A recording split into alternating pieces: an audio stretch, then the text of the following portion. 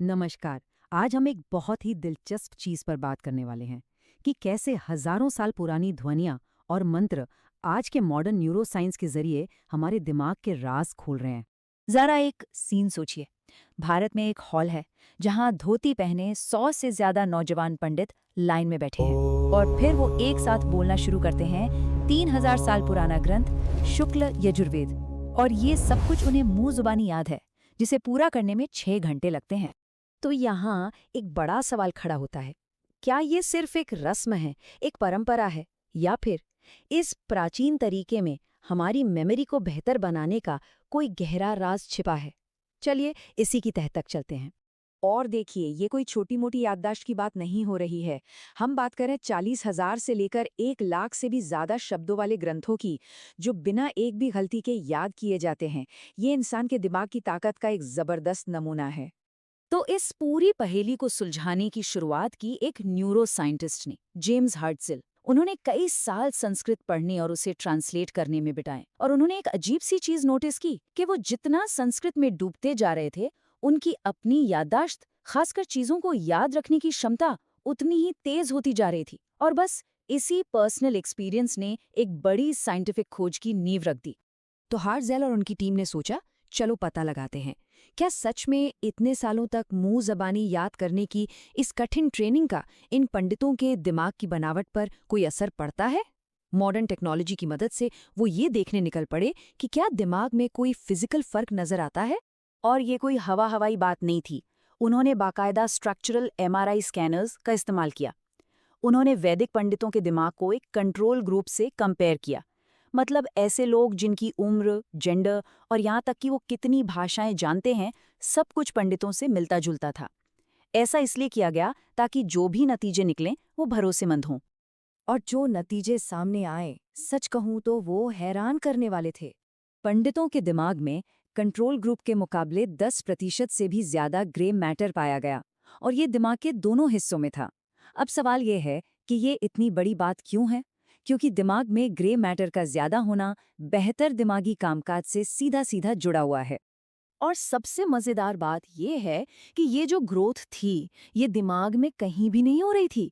ये दिमाग के कुछ खास हिस्सों में हो रही थी, जैसे कि राइट हिप्पोकैम्पस, जो याददाश्त के लिए सबसे जरूरी हिस्सा है, वो लगभग 7.5% तक बढ़ा था। ये हिस्सा आवाज और पैटर्न को प्रोसेस करने में माहिर है, मतलब मंत्रों को सटीक रूप से याद करने के लिए परफेक्ट।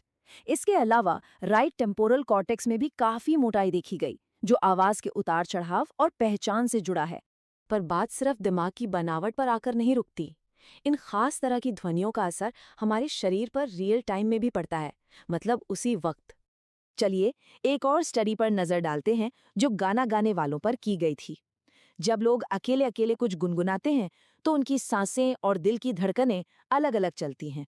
लेकिन जैसे ही वो सब मिलकर एक धुन में कोई गीत या मंत्र गाने लगते हैं, तो उनकी सांसें एक दूसरे से तालमेल बिठा लेती हैं।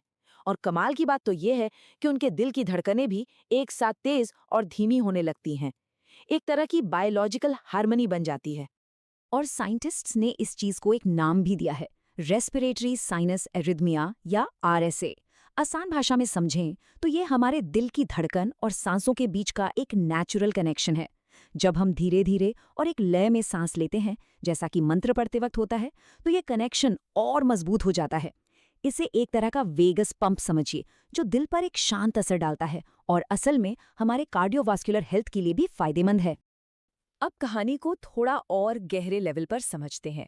नाद योग, जिसे ध्वनि और वाइब्रेशन का योग कहते हैं, इसकी एक प्राचीन व्याख्या देता है।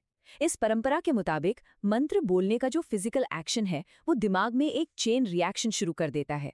जब हमारी जीभ मुंह के ऊपरी हिस्से यानी तालू से टकराती है, तो वो वहां मौजूद दर्जनों एनर्जी पॉइंट्स को एक्टिवेट कर देती है। तो ये जो पूरी ग्रंथियों की एक्टिविटी है, इसका आखिर होता क्या है? होता ये है कि इससे हमारे दिमाग में गैबा और सेरोटोनिन जैसे न्यूरोट्रांसमीटर्स रिलीज होते हैं। ये वो ब्रेन केमिकल्स हैं जो हमें शांत, रिलैक्स और अच्छा महसूस कराने के लिए सीधे तौर पर जिम्मेदार हैं। तो चलिए घूम फिर कर वापस अपने पहले सवाल पर आते हैं, याददाश्त। इन प्राचीन तरीकों का आज की दुनिया में क्या कोई मतलब हो सकता है? यहाँ एक बहुत बड़ा सवाल उठता है, क्या इस तरह की इंटेंसिव वर्बल मेमोरी ट्रेनिंग हमें उम्र के साथ होने वाली दिमागी कमजोरी से बचा सकती है? क्या ये माइल्ड कॉग्निटिव इम्पेयरमेंट जैसी समस्याओं के लिए एक थेरेपी की तरह काम कर सकती है? हाँ, ये बात सही है कि इस पर अभी और रिसर्च की जरूरत है, पर जो शुरुआती इशारे हैं वो काफी पॉजिटिव हैं। भारत में आयुर्वेदिक डॉक्टरों के अनुभव बताते हैं कि इन पंडितों में अल्जाइमर जैसी याददाश्त से जुड़ी बीमारियां कम देखने को मिलती हैं। लेकिन यहाँ एक बात गांठ बांधने वाली है, ट्रेनिंग बिल्कुल सटीक होनी चाहिए। हार्टजेल ने खुद एक बार ऐसे पंडितों को रिकॉर्ड किया था जिन्होंने सिर्फ एक छोटी सी गलती की वजह से पूरा पाठ दोबारा से शुरू कर दिया। मतलब परफेक्शन बहुत जरूरी है। तो आखिर में ये हमें एक बहुत बड़े सवाल के साथ छोड़ जाता है। अगर एक ध्वनि हमारे मस्तिष्क की बनावट को बदल सकती है, तो सोचिए हमारे पूर्वजों के ज्ञान में ऐसे और कितने रहस्य छिपे होंगे जो आज भी खोजे जाने बाकी हैं। सूत्रेय पर हमारा उद्देश्य सिर्फ इतिहास को दोहराना नहीं, बल्कि उस प्राचीन धागे को पकड़ना है जो हमारे भविष्य को संवार सके। अगर आप भी मानते हैं कि प्राचीन ज्ञान आज भी उतना ही प्रासंगिक है, तो हमारे इस सफर का हिस्सा बने। सूत्रेय को सब्सक्राइब करें और आइए मिलकर समय के इन अनमोल सूत्रों को सुलझाते हैं। नमस्ते।